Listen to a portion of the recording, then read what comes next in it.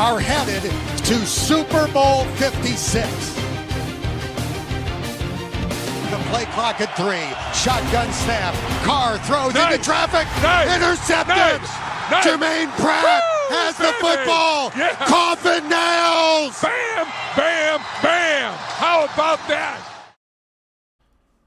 Well, how about that? Reed Mouse here with Craig Sandlin.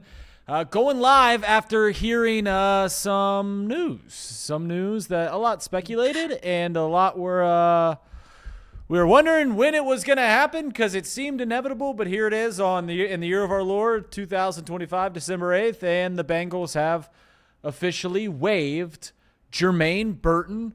As my good friend Craig likes to say, that was a bad pick by the Cincinnati Bengals. But here on Chatterbox Bengals, man, talk about a relationship that seemed when we drafted him, it seemed like such a great pick in terms of athletic ability, in terms of talent, in terms of scheme of what the Bengals were trying to do.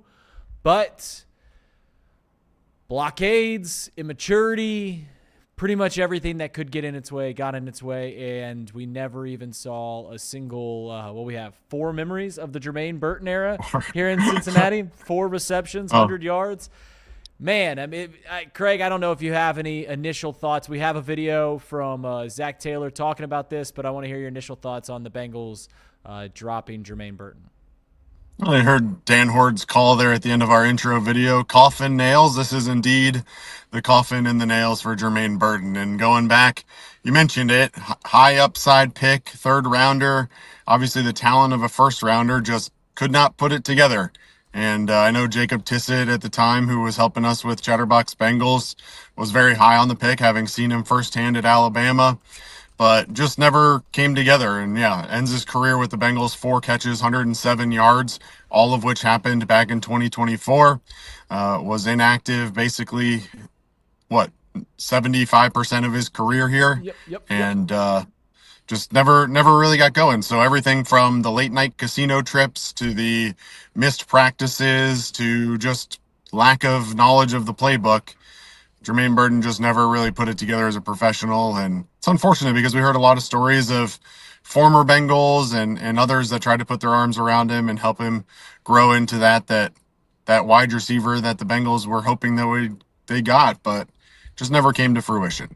Yeah, I mean, it's interesting, right? I think one thing that you just said right there is, former Bengals legends and current Bengals.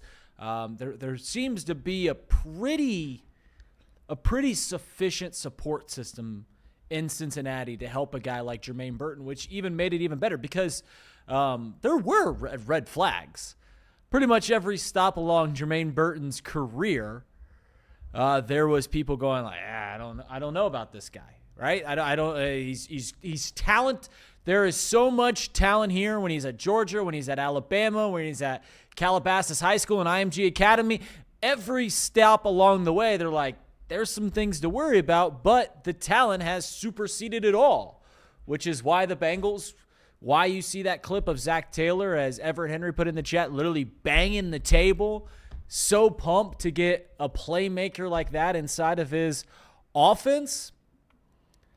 And it just never worked out. It just, the personal issues, and I don't know Jermaine Burton personally, obviously, but from him getting kicked out of his apartment or evicted from his apartment to, as you mentioned, the casino, everything along the way, it just simply was never capable. He hasn't dressed a single game this year.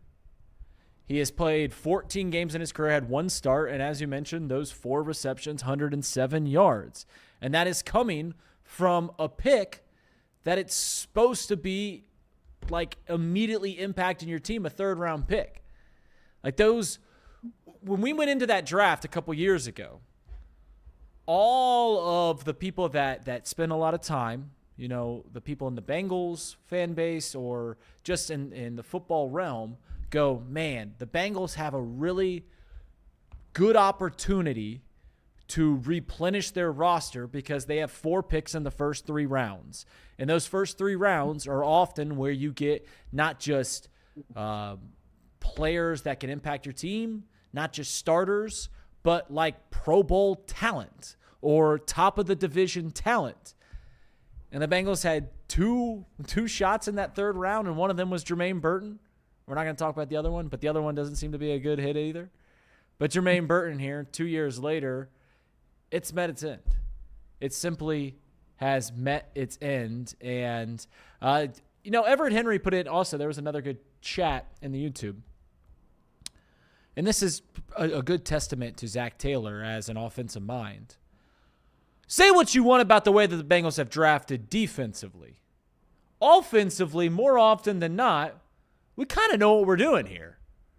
Like, obviously, the ones that fall in your lap with Joe Burrow, Jamar Chase or Penei Sewell, you were going to get right either way the next year. T. Higgins is right there. Chase Brown's been a good pick. Even guys like, you might laugh at me here, but a guy like Cordell Volson, who was a 4th-round pick and started for 2-3 years. I know he's not here anymore. But when you get a starter for 3 years, that's a decent pick. And it just shows the immaturity or all of the red flags that were around Jermaine Burton. He just simply wasn't able to overcome them.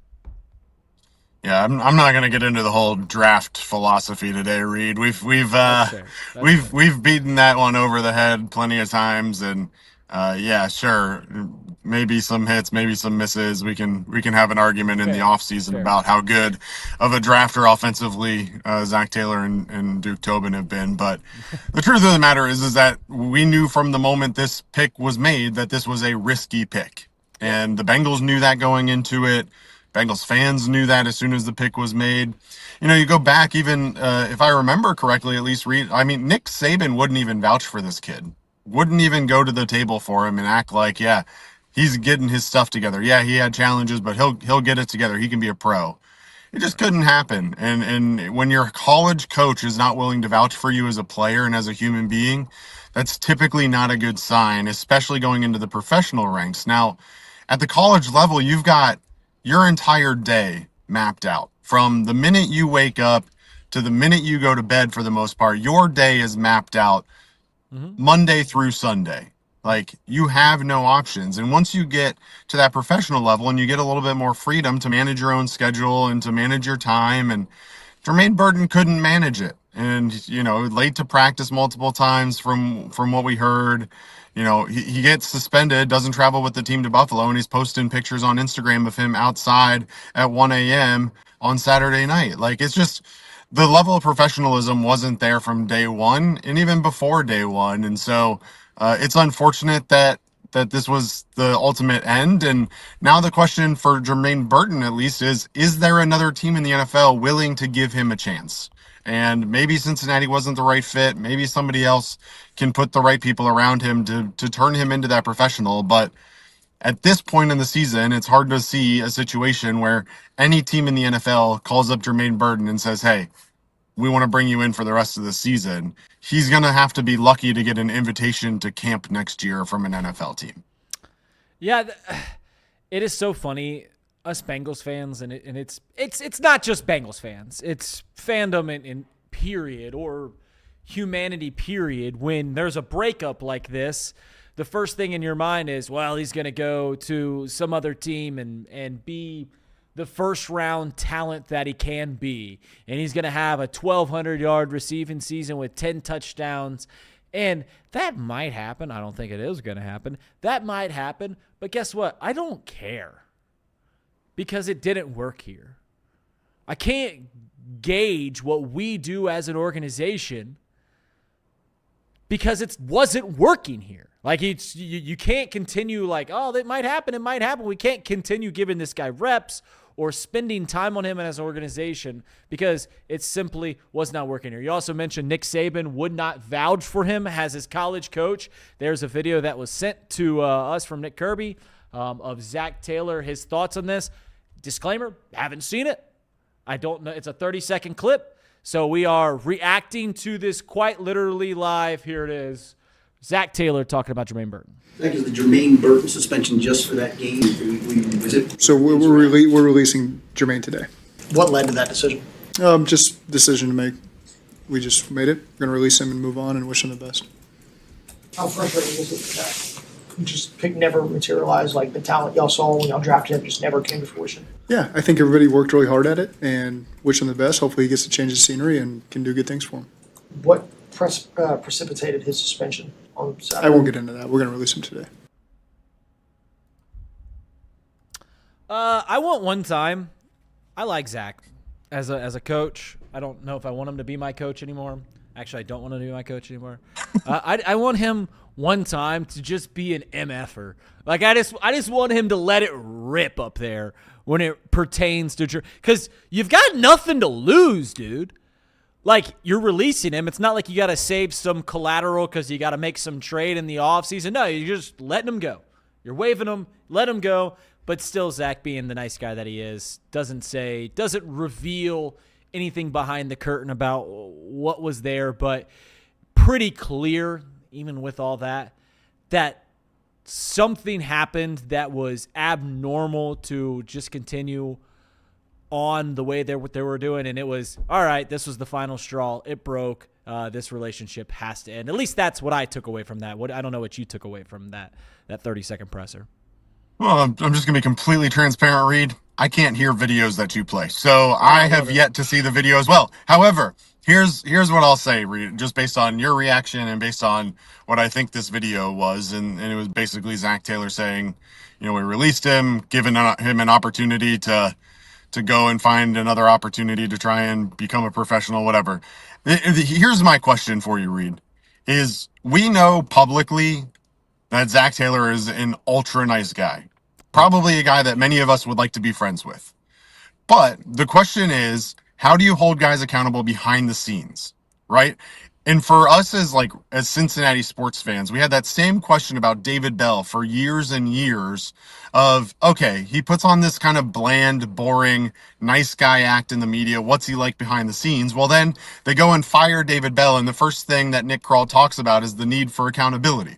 Right. And so my mind immediately goes to the same exact thing here with the Bengals of, okay, Zack Taylor's a culture guy. He's all about trying to be this nice guy in the media. What's he doing behind the scenes to try and take Jermaine Burton and turn him into a professional? What's he doing behind the scenes to try and develop these people, not only as players, but as humans, right?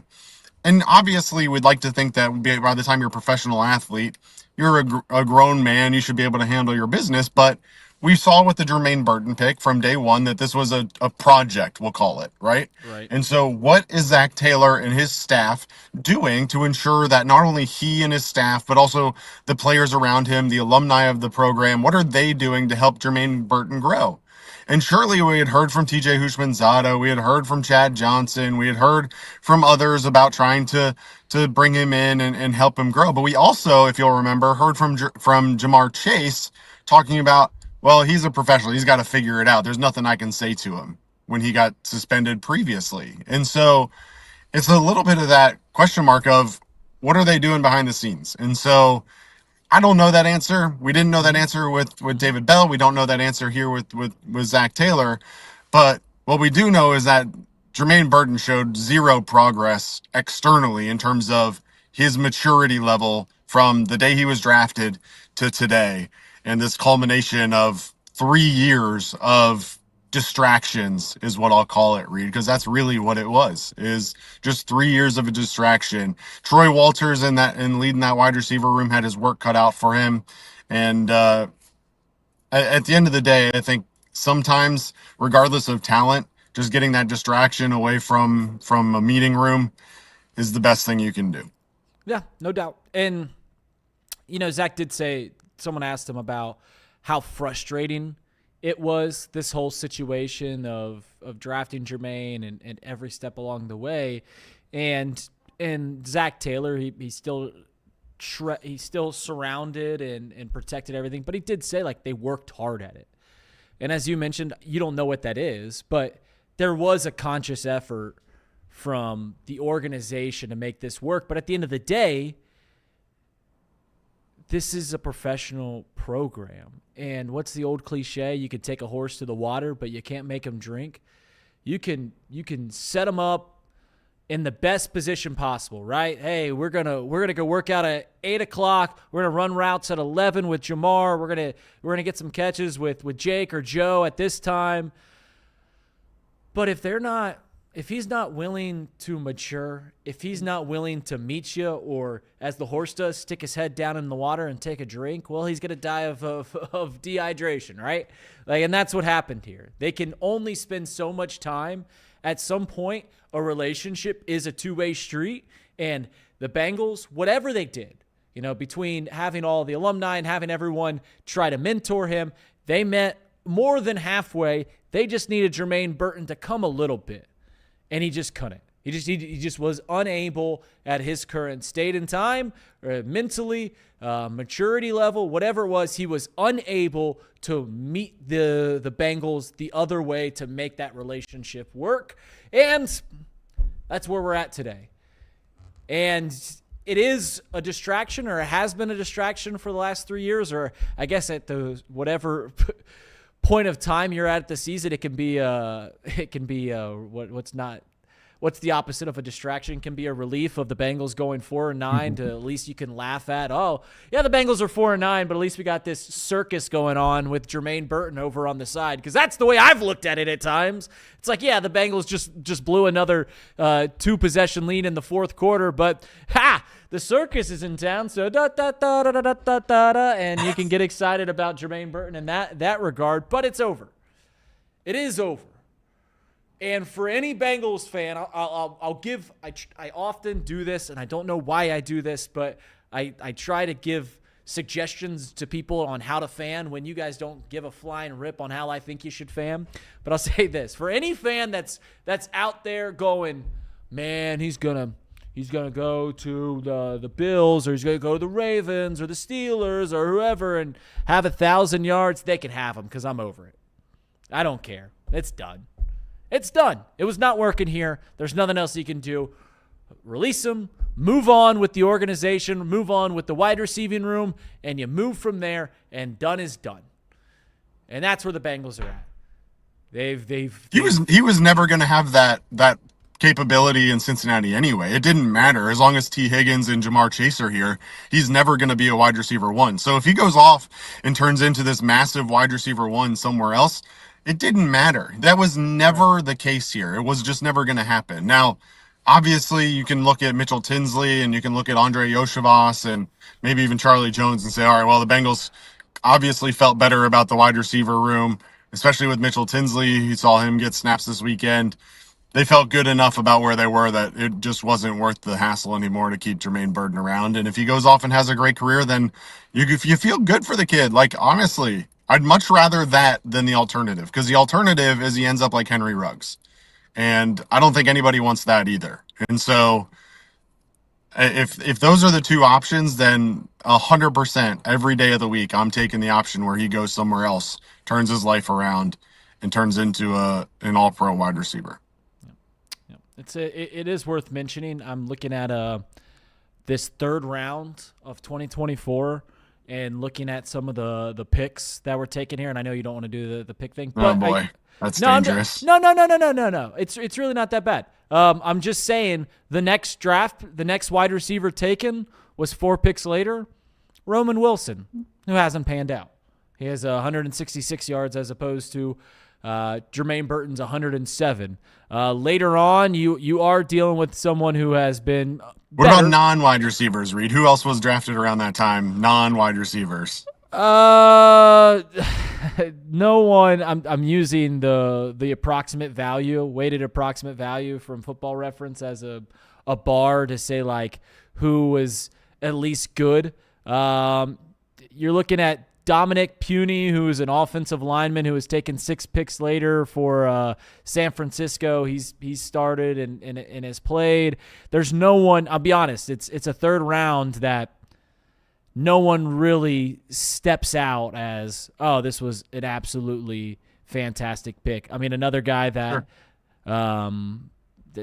Trey Benson was taken as a running back early in that third round.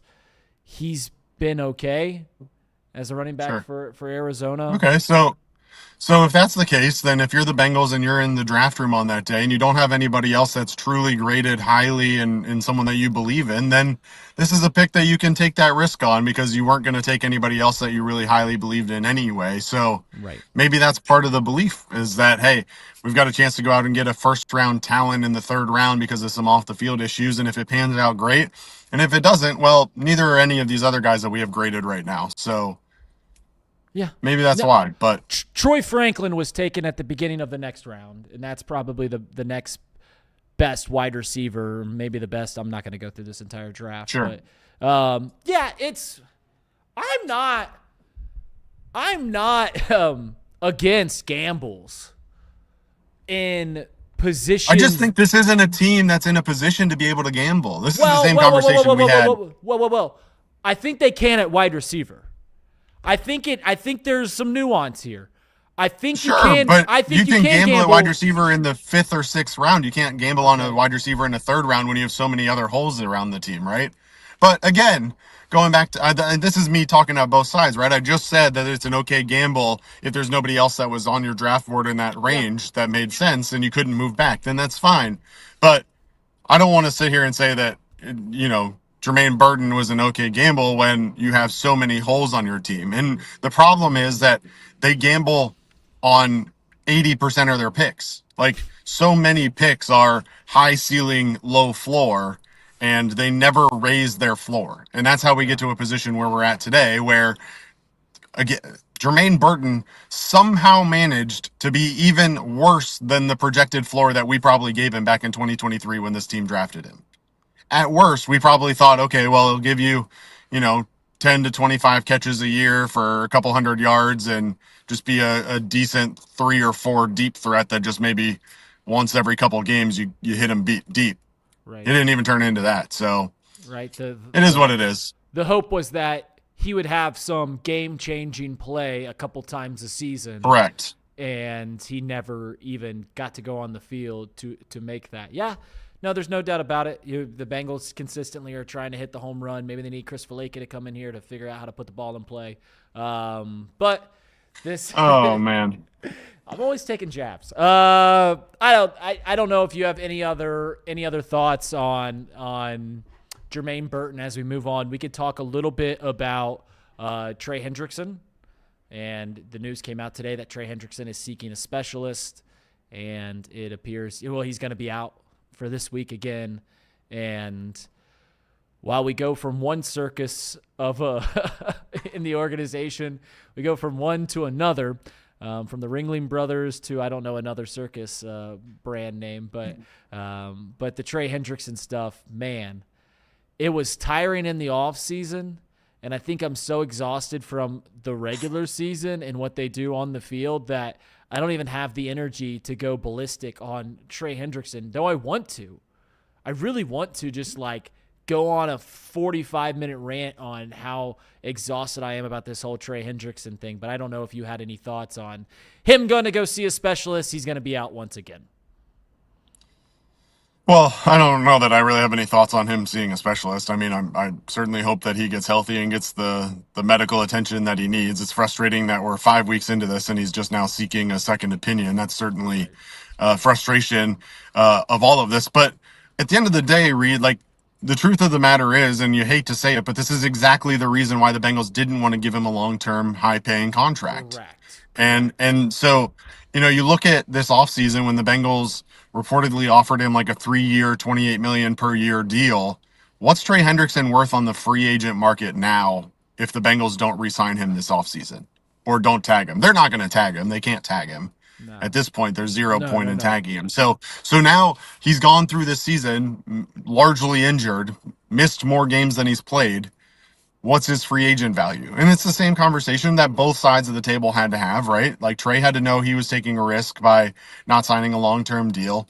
The Bengals knew that, there was a risk for him too, to, injury and aging and everything else. So at the end of the day, the Bengals are looking to be on the right side of this decision, at least at this point, signing him to a 1-year deal, paying him what he probably was deserved to pay to play this year. And the end of the day, I mean, now you're looking at somebody who's likely to be an unrestricted free agent this upcoming offseason and can go out and try and find a team. But most likely, and correct me if I'm wrong, he's probably just going to have to go out and get a 1-year prove-it deal. Like, I just don't know that anyone's going to come out and give a 31-year-old a 3 or 4 year deal valued at anywhere near where Trey Hendrickson thinks that he should be valued at.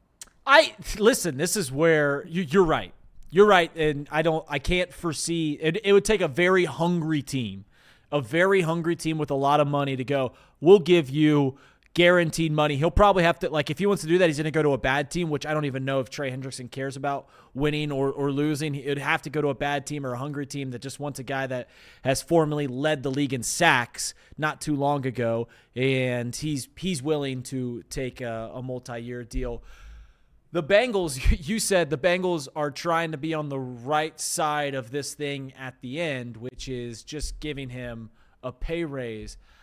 I look back at this Trey Hendrickson deal, and for the past 2 years, the Bengals have flubbed this whole thing, I think.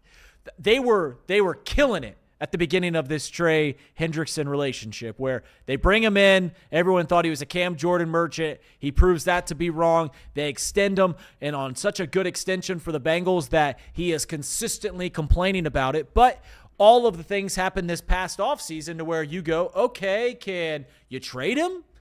His stock's never been higher. What if we traded him? They didn't do that. They brought him on, and then they go, okay, well, we have you on this extension. We have you signed on the dotted line that you're willing to play this year, 2025, for the Cincinnati Bengals for $16 million, but you don't want to do it because you exceeded your pay.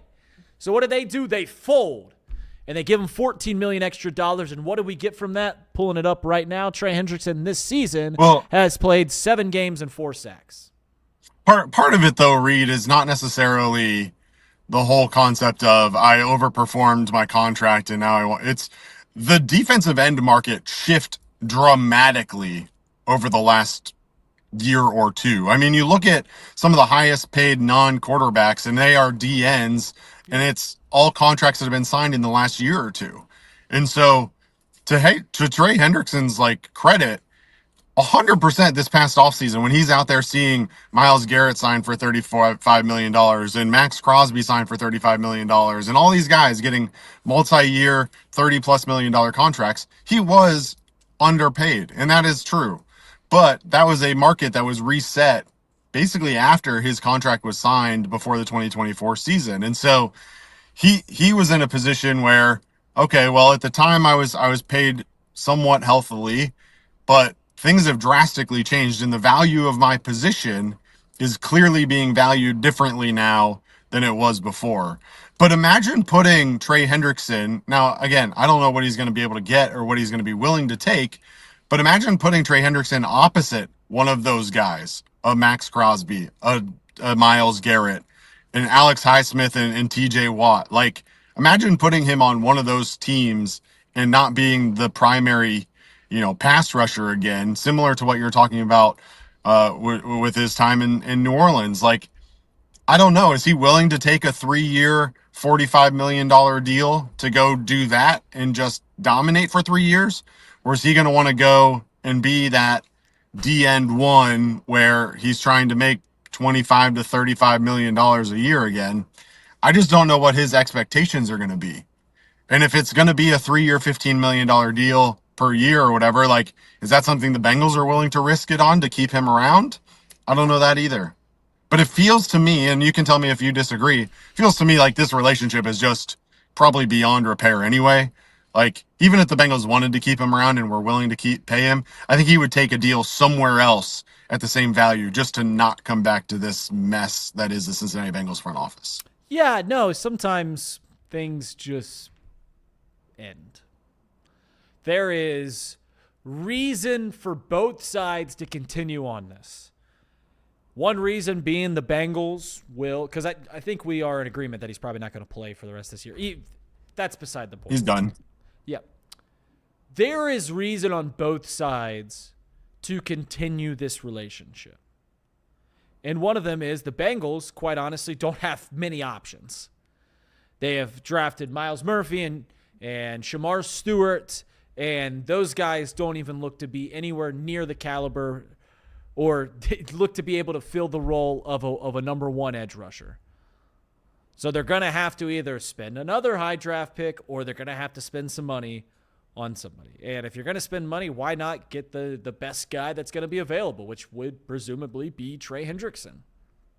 They're obviously have played together. He's been here before, so he's familiar with the team. He's familiar with the coach. And then for Trey, I think that the Bengals would be willing to at least give him a couple of years on a lesser extent. He's certainly not going to get $30 million or whatever it is. Like if you put three, he's not going to get that anywhere though. Yeah, you're right. If you said 315 was the number that you throw out there, I think that's something that the Bengals would do because they're lazy and he's been around. And while they're not willing to give people over the age of 30 long-term contracts, if they think they're getting a bargain, the cheapskates that they are, I think they do that. So if he's looking for security and familiarity, there's a reason to stick here in Cincinnati. But I think that you and I and everyone watching this understand that that's not the case. That there is too much here. There's too much fray here to think that this is going to continue on any further. We had Jay Morrison on the show on Off the Bench and Stone Shield show not too long ago, and he said point blank, yeah, it feels done. Because it does. It just feels like this is done. Even though there's mutual reason to come back, it's not going to happen. And it's going to be interesting to see the market that Trey beholds this offseason. Yeah, the good news about it is that typically injured players are not as much of a distraction as non-professional players like Jermaine Burton. And so Trey Hendrickson is probably not around the locker room a whole lot, similar to what we heard about Joe Burrow during his toe injury rehab. He's spending most of his time with the trainers or with his own personal medical staff. And so he's probably not around. He's probably not in the media, obviously. The media is probably not asking a ton about Trey to the players, So they'll ask Zach each week, hey, what's Trey's status? And then that'll be the end of it. And, we won't think about him again until the next Monday. So, well, Mike Hart put in the chat that according to Schefter, Trey is going to have surgery. So, great. All right. I mean, as he should. I mean, at this point in the season, there's no point in him coming back.